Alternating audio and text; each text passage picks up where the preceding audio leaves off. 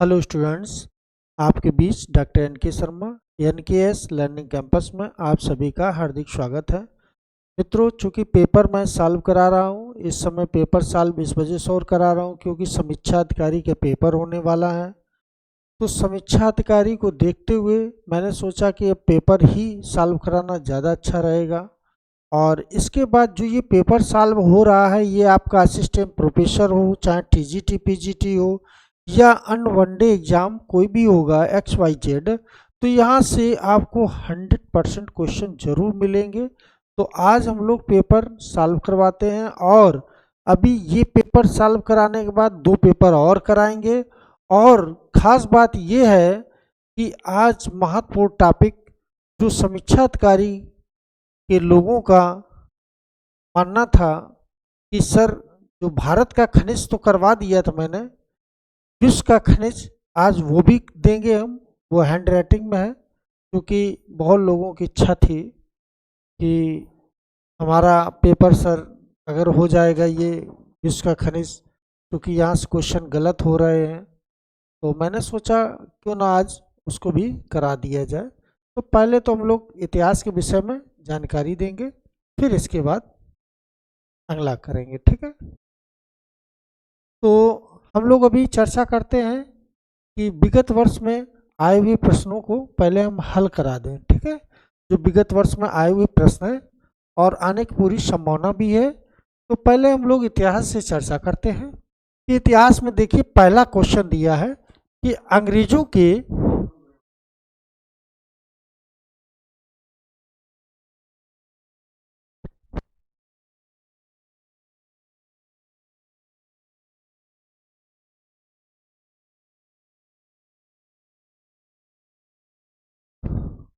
मित्रों, अंग्रेजों के विरुद्ध खासी विद्रोह का नेतृत्व किसने किया था। अब देखो, अब यहाँ पर हम लोग चर्चा करते हैं कि अंग्रेजों के विरुद्ध खासी विद्रोह का नेतृत्व किसने किया है। तीरथ सिंह दिया है, बिरसा मुंडा दिया है, टीटू मीर दिया है, सुरेंद्र शाही दिया है, ठीक है।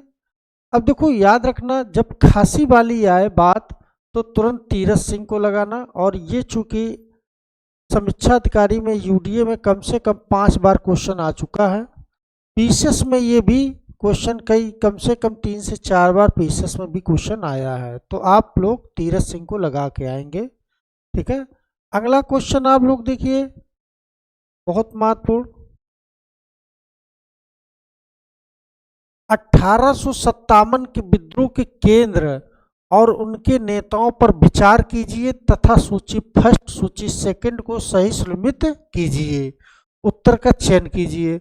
अब देखो, ये सूची फर्स्ट दी है और ये सूची सेकंड दी है। अब यहाँ पर हमें मैच करना है कि कहाँ पर किसने नेतृत्व किया था। जैसे नाना साहब का याद रखना कानपुर में है। अब देखो, इसको मिलाने का एक तरीका आपको बताएं बहुत अच्छा, जैसे कैसे क्वेश्चन मिलाते हैं हम लोग, ठीक है। जैसे दिया है नाना साहब, तो नाना साहब का क्या हो जाएगा, कानपुर। तो यहाँ ए का दूसरा, अब देखो ए का दूसरा हो गया, एक दूसरा यहाँ है, एक दूसरा यहाँ है, यहाँ है नहीं, यहाँ है नहीं, तो इनको तुरंत हटा दीजिए आप लोग, ठीक। अब इन दो में ही आपका आंसर निकलेगा। फिर इसके बाद आप देखो कि नवाब हमीद अली खां, नवाब हमीद अली खां और इसके बाद मौलवी अहमदुल्ला और मनीराम दीवान। अब देखो, जो मालूम हो पहले उनको कर लो। जैसे कि दीवान जो दिया है, तो दीवान का किससे हो जाएगा, तुरंत असम में लगा देंगे। अब देखो, डी का कौन हो गया, 4। अब यहाँ डी का कौन हो गया, 4, यहाँ 3 है तो इसको हटा दो। अब डी का 4, अब बी का 1 हो जाएगा। जैसे नवाब हमीदुल्ला खां, तो बी का 1 हो जाएगा, तो कहाँ पर लगाएंगे, बी का 1, यानी कि दिल्ली हो जाएगा। फिर मौलवी अहमदुल्ला, अब कौन सा बचा, तो ये अवध लगा देंगे। और अवध एक ऐसा था जो कि वास्तव में अवध में बेगम हजरत महल, जो कि वाजिद अली शाह की पत्नी थी, और ये खूब लड़ी, और कहा जाए अंत में जब ये पराजित होती हैं और इसके बाद ये कहाँ चली जाती, तो नेपाल चली जाती हैं, ठीक है। और यही कहानी नाना साहब के साथ होती है कि 1857 की क्रांति में बढ़ चढ़ कर भाग लिया। इन्हीं समय सती चोरा घटना घटी, लेकिन अंत में पराजित होते हैं तो ये भी कहाँ चले जाते हैं, नेपाल चले जाते हैं। ठीक है, नेपाल एक ऐसा देश था जो कभी गुलाम नहीं हुआ, मात्र नेपाल। एक बार अंग्रेजों ने क्या किया कि नेपाल पे जब विद्रोह किया, नेपाल पे भी अटैक करने के गए थे, लेकिन मित्रों याद रखना कि वहाँ जब गए तो कुछ ही सेना वापस बच के लौटे थे और वहाँ सारे लोग मारे गए थे, क्योंकि वो लोग छापा मार में गोरखा रेजिमेंट बहुत पारंगत थे। तो इस वजह से वहाँ इन्हें सफलता नहीं मिली और दोबारा इन लोगों की हिम्मत भी नहीं पड़ी। तो नेपाल एक ऐसा देश है जो कभी किसी का गुलाम नहीं रहा। ठीक, अगला देखिए। अगला क्वेश्चन है कि निम्नलिखित पुस्तकों और लेखकों के सही युग में कौन सत्य नहीं है। कौन सत्य नहीं है, देखो बहुत अच्छा क्वेश्चन दिया है। अशोक मेहता की civil rebellion in the Indian mutiny, है ना। एस एस सेन की 1857 की क्रांति के विषय में, ये सरकारी इतिहासकार थे, ये भी याद रखना। B D Savarkar the Indian war independent, है ना, 1857, ये भी सही है। हाँ, सभी सत्य हैं तो गलत, इसमें सभी नहीं, इसमें क्या होगा, ये ए गलत है। ये जो ए है द ग्रेट हो जाएगा अभी यहाँ पर, द ग्रेट क्या हो जाएगा, रिबेलियन हो जाएगा, रिबेलियन।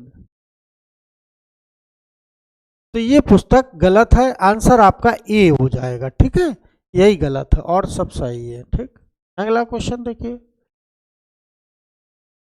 बहुत अच्छा क्वेश्चन है मित्रों, और ये हो सकता है कि क्वेश्चन पूछा भी जाए, क्योंकि वर्नाकुलर प्रेस एक्ट को किस गवर्नर जनरल ने समाप्त किया था। पहली चीज तो ये है कि किसने लागू किया।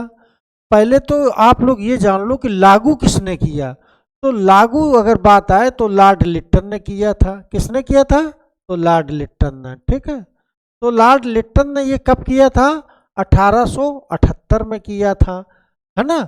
अब इसको क्या पूछ रहा है कि समाप्त किसने किया है, तो समाप्त की बात करेंगे तो समाप्त वाले में देखो दिया है लॉर्ड नार्थ दिया, लॉर्ड रिपन दिया, लॉर्ड डफरिन दिया, लॉर्ड लिट्टन दिया। तो ये लॉर्ड रिपन जो था, इसने 1882 में इस एक्ट को समाप्त कर दिया था। तो आंसर ए, ये बी आंसर हो जाएगा। और लॉर्ड रिपन के विषय में कहा जाता है कि जितने गवर्नर जनरल आए हैं भारत में, उनमें सबसे उदारवादी यही गवर्नर था, लॉर्ड रिपन। सुरेन जो साहनी थे, उन्होंने तो यहाँ तक कहा था कि लॉर्ड रिपन जात रंग से तो अंग्रेज हैं, लेकिन कार्य पद्धति से वो भारतीय लगते हैं, जिनका भारत की दुर्दशा पर मन रोता है, ऐसा उन्होंने स्टेटमेंट दिया था। और एलिवेट बिल जो आया था, वो उसी के वजह से इनको यहाँ से त्यागपत्र देकर यानी कि जाना भी पड़ा, यानी कि मजबूरी हो गई इनकी जाना, क्योंकि ये भारतीयों का पक्ष ले रहे थे। वहाँ से एक फरमान आया कि ऐसे व्यक्ति को भारत में अगर रखा गया तो हो सकता है कि बहुत जल्दी ये लोग स्वतंत्र हो जाएंगे। इनको वहाँ से बुला लिया जाता है। ठीक है, भारत से बुला के ब्रिटेन चले जाते। ठीक, अगला क्वेश्चन देखिए। अगला क्वेश्चन है कि रामकृष्ण मिशन की स्थापना करने वाले बुद्धिजीवी कौन थे। देखो, रामकृष्ण मिशन की स्थापना मित्रों याद रखना कि यहाँ दिया श्रीमती एनी बेसेंट दिया, रामकृष्ण परमहंस दिया, स्वामी विवेकानंद दिया, स्वामी दयानंद सरस्वती दिया। तो स्वामी विवेकानंद ने इसकी स्थापना की थी। ठीक है, और ये कहा जाए कि 1893 में ये कहाँ गए थे, शिकागो गए थे। कहाँ गए थे, तो शिकागो। शिकागो गए और वहाँ पर जिस समय बोलना चालू किया अपने सुन पे, और कहा जाए जिस समय बोलना चालू किया इन्होंने, तो नेशनल हेराल्ड वहाँ का जो था, उसने कहा, ये स्टेटमेंट दिया था कि ऐसे बुद्धिजीवी व्यक्ति को बुलाना अपने देश की यानी कि तौहीन कराना है। वास्तव में जिस समय इन्होंने बोलना चालू किया तो भारत का वहां पर झंडा गाड़ दिया बुद्धिजीवी व्यक्तियों का। ठीक है, अगला क्वेश्चन देखिए, बहुत अच्छा क्वेश्चन है कि स्वामी दयानंद सरस्वती ने आर्य समाज की स्थापना की थी। अब इन्होंने कहाँ की थी? अजमेर दिया है, कलकत्ता दिया, लाहौर दिया है, बम्बई दिया। तो याद रखना कि बम्बई में इन्होंने स्थापना की थी और 1875 में इन्होंने स्थापना की थी, तो ये बम्बई में की है। ठीक है, दयानंद सरस्वती। ठीक, अगला क्वेश्चन देखिए कि 1929 में शारदा अधिनियम लड़कियों के विवाह की आयु निर्धारित की गई। देखो भाई, उस समय क्या है, बहुत कम एज में विवाह हो रहे थे, तो फिर एक एक्ट बना था, वो शारदा एक्ट था। और शारदा एक्ट में क्या एज का रखा गया, यहाँ देखो याद रखना, लड़के की एज और लड़की की, दोनों की विवाह की एज जो है, विवाह की एज क्या रखी गई है, ये आपको ध्यान रखना है। लड़के की 18 वर्ष रखी गई थी और लड़की की कितनी रखी गई? 14 वर्ष रखी गई। ठीक, लेकिन वर्तमान में लड़की की कितनी है? अगर वर्तमान में पूछा जाए तो यह भी ध्यान देना, 18 और यहाँ पर 21 है। ठीक है, तो ये चीज है। अगला क्वेश्चन देखिए,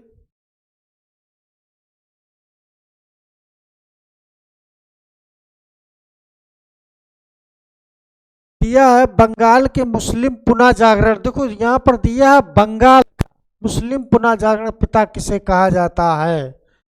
ठीक है, तो आगा खां दिया है, मिर्जा गुलाम अहमद दिया है, अब्दुल लतीफ दिया है, सर सैयद अहमद खां। ठीक है, देखो मुस्लिम लीग की अध्यक्षता तो इन्होंने की थी। मुस्लिम लीग की अध्यक्षता किसने की थी? अगर ये भी क्वेश्चन आ जाए तब भी याद रखना कि मुस्लिम लीग की अध्यक्षता की थी। ठीक है, इन्होंने अध्यक्षता की थी, बहुत कई बार क्वेश्चन पूछा गया है। ठीक, और सलीमुल्लाह खां ने अध्यक्ष मुस्लिम लीग की स्थापना की थी। तो सलीमुल्लाह खां ने स्थापना की थी मुस्लिम लीग की। ठीक है, मुस्लिम लीग की। और इसके बाद देखो ध्यान देना कि अब्दुल लतीफ और सर सैयद, तो जो लतीफ थे, इन्हें कहाँ का बंगाल का पुनः जागरण का पिता कहा जाता। और सर सैयद अहमद ने अलीगढ़ AMU अलीगढ़ मुस्लिम विश्वविद्यालय की स्थापना की थी। ठीक है, तो ये चीज याद रखना। अगला क्वेश्चन देखिए कि 1761 में पानीपत का तृतीय युद्ध हुआ था। कौन सा युद्ध? तृतीय युद्ध, दो शक्तियों के बीच हुआ था। अब ये दो शक्तियां कौन थी? मराठे जाट, मराठे अब्दाली, मराठे नादिर शाह, मराठे मुगल। तो मित्रों याद रखना कि मराठे और अहमद शाह अब्दाली, तो ये याद रखना कि अहमद शाह अब्दाली ने जब ये युद्ध लड़ा है तो ये युद्ध बहुत भयंकर था। कहा जाए 14 जनवरी 1761 को ये युद्ध हुआ था। ठीक, तो ये चीज याद रखना कि जब ये 1761 में युद्ध, पानीपत के 3 युद्ध हुए थे। एक हुआ था 1526 में प्रथम पानीपत का युद्ध, जो द्वितीय हुआ था 1556 में हुआ, 1556 में द्वितीय हुआ, और जो तृतीय युद्ध हुआ था वो 1761 में हुआ। तो ये याद रखना कि 3 युद्ध हुए थे। ठीक,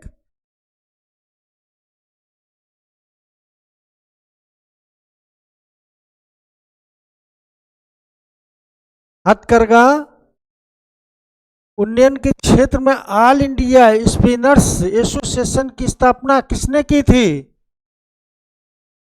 पारसी कावासी जी, नाना भाई या दादा भाई नौरोजी ने, या MN जोशी ने, या महात्मा गांधी ने हथकरघा की? तो याद रखना कि महात्मा गांधी ने ये हथकरघा की यानी कि स्थापना की, और हाथ से बुनकर कपड़े पहने, ये उन्होंने नारा दिया था। ठीक, भारतीय वस्त्र। अगला क्वेश्चन, ईस्ट इंडिया कंपनी के शासनकाल में लागू स्थायी बंदोबस्त किस गवर्नर के समय जुड़ा है? बहुत अच्छा क्वेश्चन है मित्रों। सर जॉन शोर दिया है, लॉर्ड कॉर्नवालिस दिया है, लॉर्ड वेलेजली दिया है, वारिंग हेस्टिंग्स दिया है। ठीक है, तो याद रखना कि लॉर्ड कॉर्नवालिस से ये संबंध रखता है और लॉर्ड कॉर्नवालिस ने ही आईसीएस की परीक्षा भारत में चालू करवाई। कहा जाए आईसीएस परीक्षा का जनक भी कहा जाता है लॉर्ड वेलेजली ने, यानी कि इनके समय याद रखना चतुर्थ मैसूर युद्ध हुआ था। वारिंग हेस्टिंग्स के समय ये कहा जाता है कि सुप्रीम कोर्ट की नींव पड़ी थी कलकत्ता में, और इन्होंने, यानी कि एक चीज़ और याद रखना कि इन्होंने एक कार्य बहुत अच्छा किया कि सुप्रीम कोर्ट की नींव डालने के साथ साथ, यानी कि स्थायी वो जो पंचशील बंदोबस्त, उसकी भी इन्होंने व्यवस्था कर दी। दूसरी चीज़, वारिंग हेस्टिंग्स एक ऐसा गवर्नर था जो पूरे बंगाल का गवर्नर कहा गया था। ठीक है, अभी तक सिर्फ गवर्नर होते थे, ये पूरे बंगाल का गवर्नर था। और कहा जाए सबसे पढ़ा लिखा अगर आ जाए गवर्नर जितने हुए, उनमें सबसे ज़्यादा वारिंग हेस्टिंग्स ही था। कई बार क्वेश्चन पूछा गया कि सबसे ज़्यादा पढ़ा लिखा कौन था, तो वारिंग हेस्टिंग्स था। और वास्तव में वारिंग हेस्टिंग्स जो आया उस समय काफ़ी कुछ विस्तार भी हुआ। ठीक है, तो इसके विषय में विस्तार से हम लोग चर्चा करेंगे जब इसको हम पढ़ाएंगे। अब अगला क्वेश्चन देखिए, बहुत अच्छा क्वेश्चन है कि किस चार्टर एक्ट द्वारा कंपनी के व्यापारिक एकाधिकार को समाप्त किया गया था? अब यहाँ व्यापारिक एकाधिकार कंपनी कब समाप्त किए गए? 1833 दिया, 1813 दिया है, 1784, 1773। अब यहाँ पे याद रखना कि 1813 में समाप्त किया गया, लेकिन पूर्णता शब्द आ जाता, तो पूर्णता शब्द अगर आता तब यहाँ पर हम लगाते। ठीक, पूर्णता शब्द आएगा तब ये हो जाएगा 1833। लेकिन कब समाप्त किए गए? तो 1813 में। अभी 1833 में चाय और चीन का व्यापार हो रहा, चाय और चीन का व्यापार हो रहा था, लेकिन कहाँ? 1813 में। लेकिन 1833 में ये भी चाय चीन का भी समाप्त कर दिया जाता है। तो यानी कि दो व्यापार शेष बचे थे 1813 में, और 1833 में ये चाय चीन जो था ये भी व्यापार बिल्कुल समाप्त कर दिया गया। तो पूर्णता शब्द हो तब ये लगाएंगे, और चाय चीन जो हो रहा था 13 में वो भी समाप्त कर दिया गया। तो ध्यान देना इसको। ठीक है, अगला क्वेश्चन देखिए, मराठा प्रशासन में अमात्य और माजूमदार का प्रमुख कार्य क्या था? यहाँ सैन्य से संबंधित था, राजस्व था, विदेशी विभाग था, या कृषि से? तो ये राजस्व याद रखना, किससे था? राजस्व से। तो अमात्य कभी भी आ जाए तो ये राजस्व लगाएंगे। मराठा वंश का प्रशासन जब पढ़ेंगे तब उसमें आ जाएगा, है ना। अगला क्वेश्चन देखिए, बहुत अच्छा क्वेश्चन, अवध राज का अंतिम नवाब कौन था? देखो अवध राज यानी कि लखनऊ, वही अवध राज बाद में राजधानी भी बनता है। और कहा जाए अवध राज का अंतिम पूछ रहा है तो यहाँ वाजिद अली शाह दिया है, गाजुद्दीन हैदर अली खां दिया है, सादत अली खां दिया है, और आसफ दौला। अब देखो यहाँ सबका याद रखो, आसफ दौला आ जाए तो इसने लखनऊ राजधानी बनाई थी, लखनऊ राजधानी इसी ने बनाई थी। ठीक, और सादत खान ने, यानी कि इसने नींव डाली थी अवध की। नींव किसने अवध की डाली थी? तो इसी ने डाली थी। ठीक, ये भी याद रखना। ठीक, और इसके वाजिद अली शाह ये अंतिम था, ये अंतिम था। ठीक, तो इसमें आंसर कौन हो जाएगा? ये आंसर हो जाएगा वाजिद अली शाह हो जाएगा। ठीक है,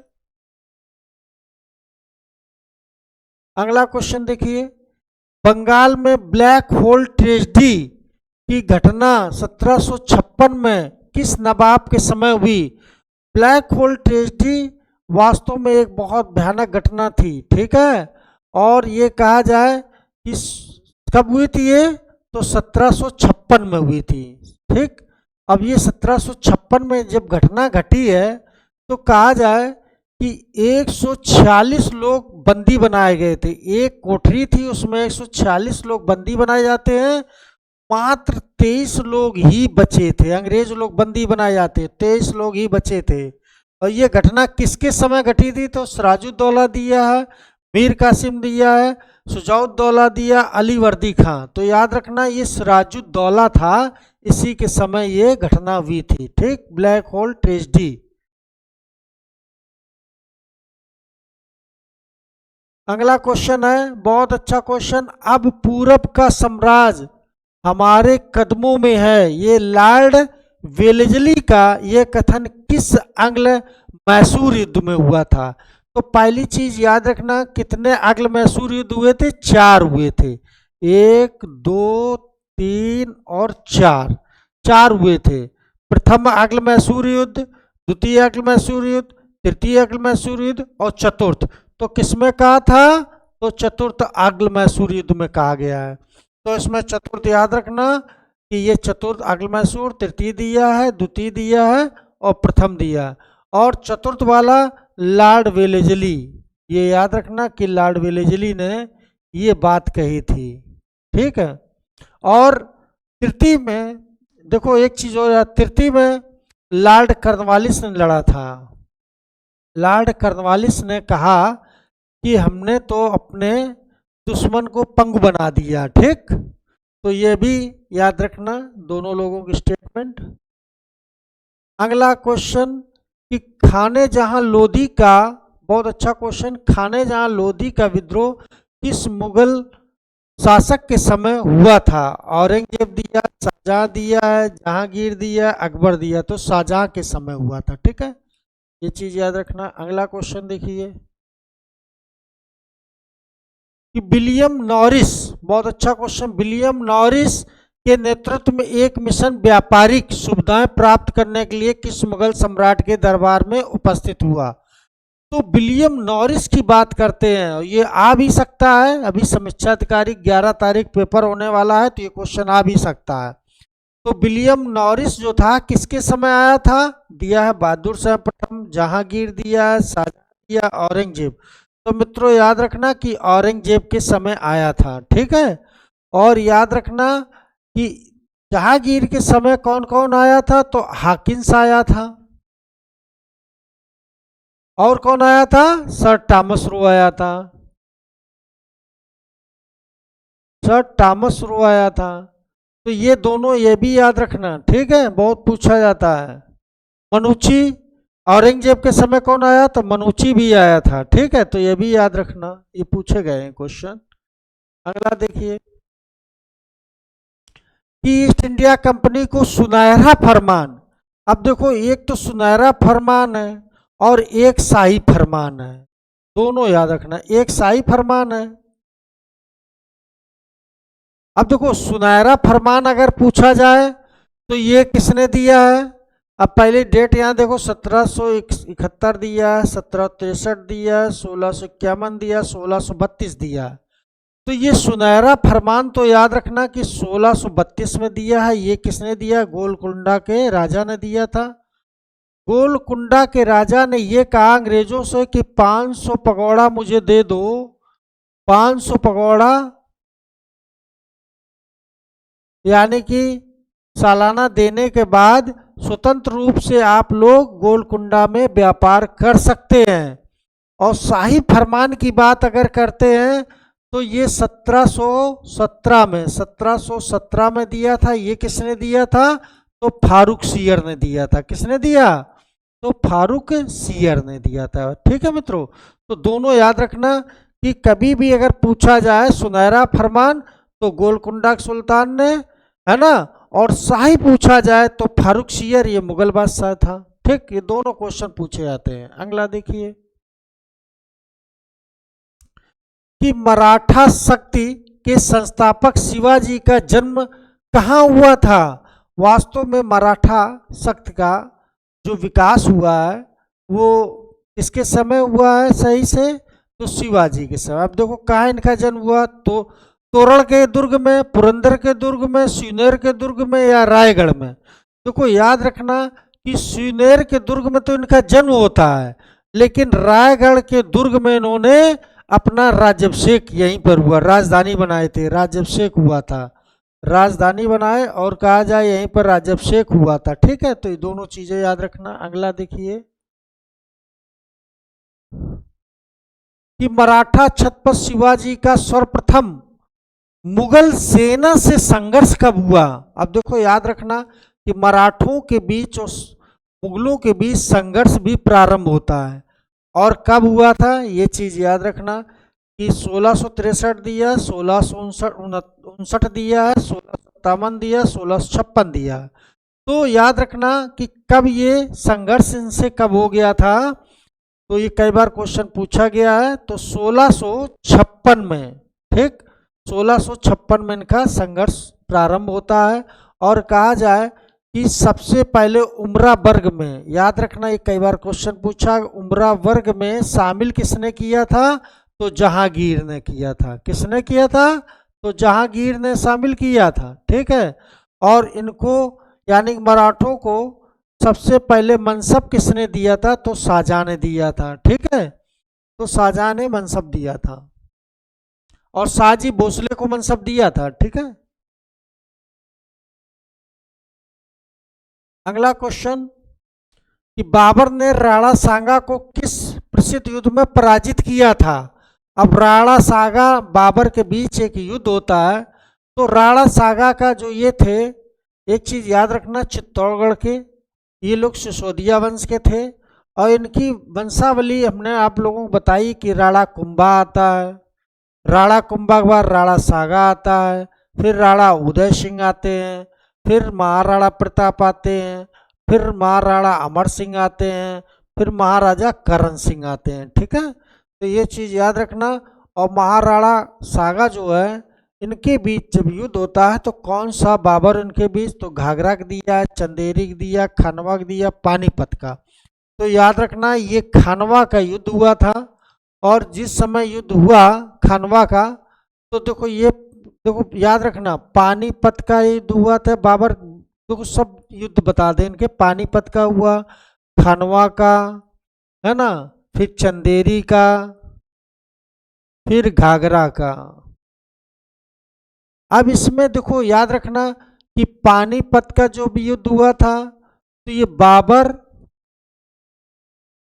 और किसके बीच हुआ था, इब्राहिम लोदी के बीच हुआ था, इब्राहिम लोदी के बीच हुआ।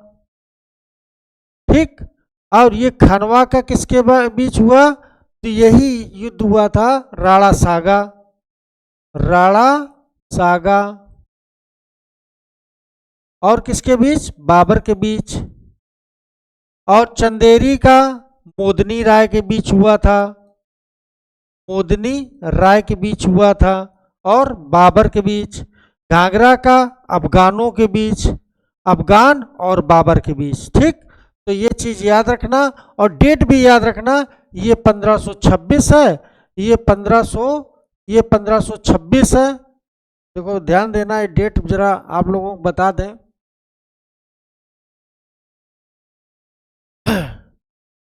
कि 1526 में, फिर 1527 में, 1528 में और 1529 में। ये तुम्हारा पानीपत हो गया, ये खानवा हो गया, ये चंदेरी हो गया, ये घाघरा हो गया। ठीक, तो ये याद रखना 4 युद्ध। अगला देखिए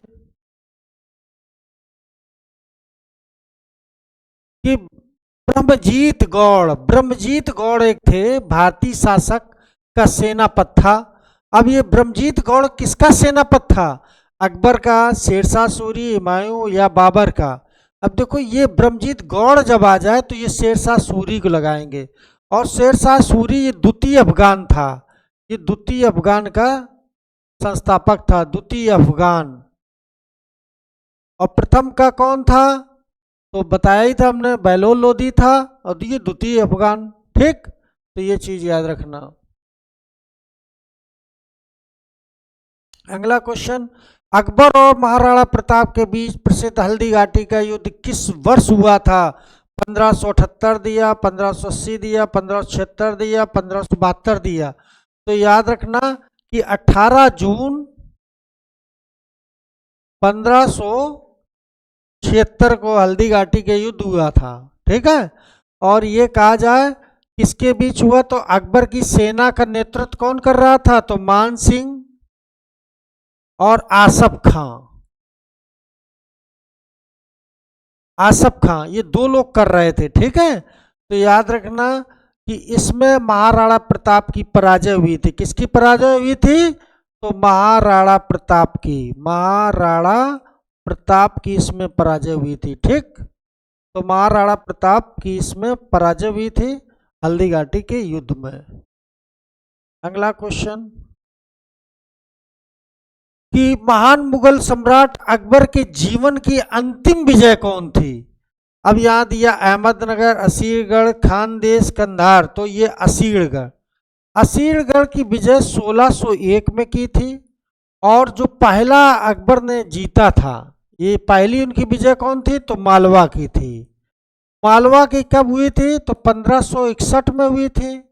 और असीरगढ़ की 1601 में हुई थी। तो दोनों याद रखना, ये अंतिम विजय थी, ये अंतिम विजय थी और ये उनकी प्रथम विजय थी। ठीक है, तो दोनों क्वेश्चन याद रखना। अगला देखिए, दिया है मुगल काल में गृह विभाग। ठीक है, मुगल काल में गृह विभाग का प्रधान अधिकारी कौन होता था। बहुत अच्छा क्वेश्चन है। दिया है नाजरे बयूतात दिया है, वकिया नवीस दिया है, वकील दर दिया है, खाने सामा दिया है। ठीक है, तो वकिया नवीस जो था ये प्रधान अधिकारी होता था। ठीक, आंसर आपका बी हो जाएगा। अगला देखिए,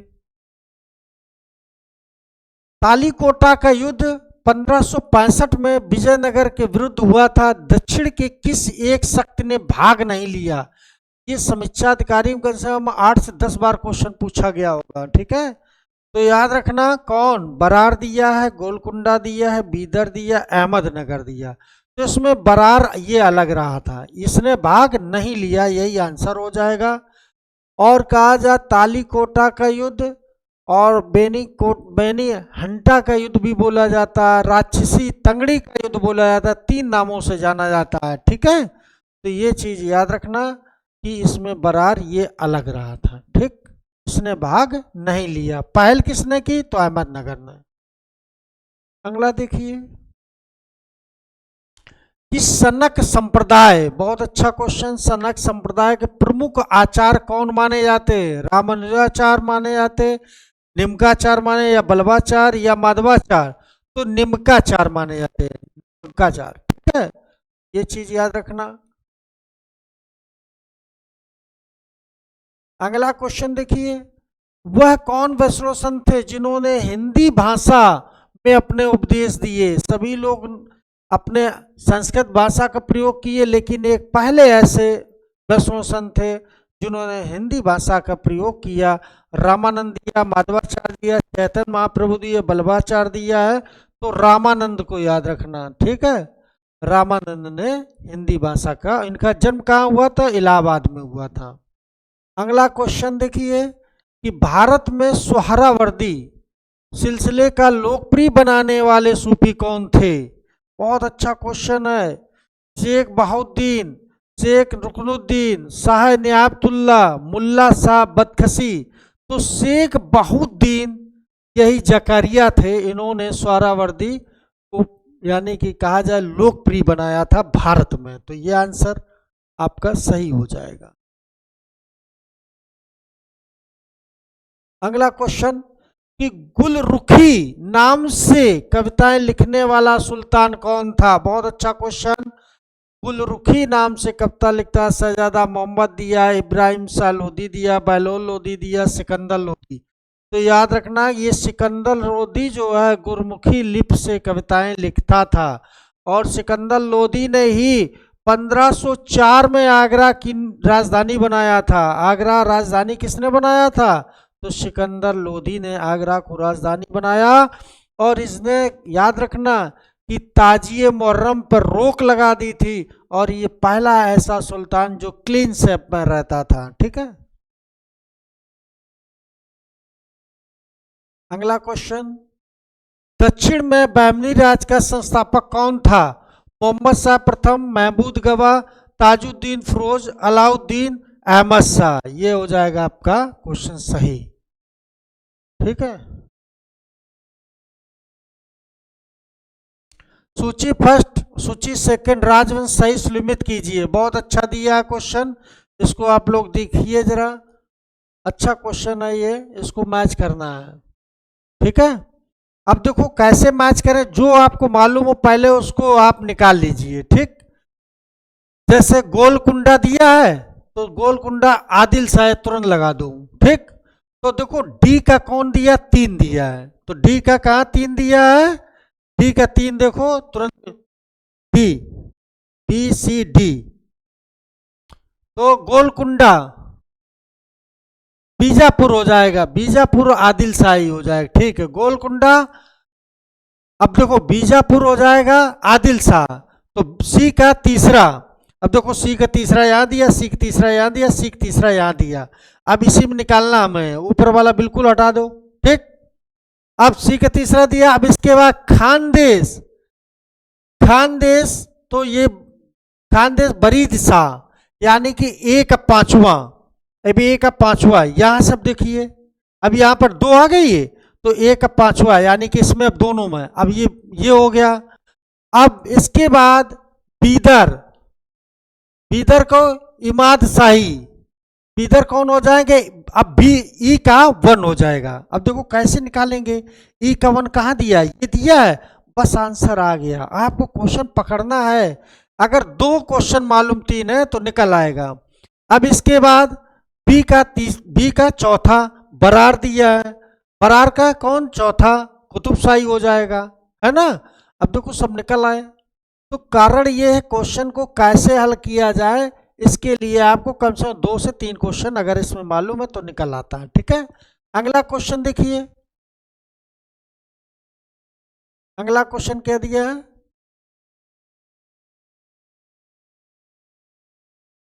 बहुत अच्छा क्वेश्चन दिया है। मलिक अंबर किस राज्य का वजीर था? गोलकुंडा, अहमदनगर, बीदर, बरार। तो अहमदनगर का मलिक अंबर था, याद रखना। बहुत मतलब मलिक अंबर वास्तव में एक योग्य सेनापति अहमदनगर का हुआ। तो मित्रों ये आज के क्वेश्चन हो गए पूरे हैं, और अभी आपको हम तुरंत एक सेट पेपर अभी और करा रहे हैं इतिहास का, बहुत अच्छा है वो, जो कि समीक्षा अधिकारी के लिए रामबाण सिद्ध होगा। और इसके बाद हम लोग अभी जीएस की चर्चा करेंगे, आज विश्व का खनिज भी बताने जा रहे हैं।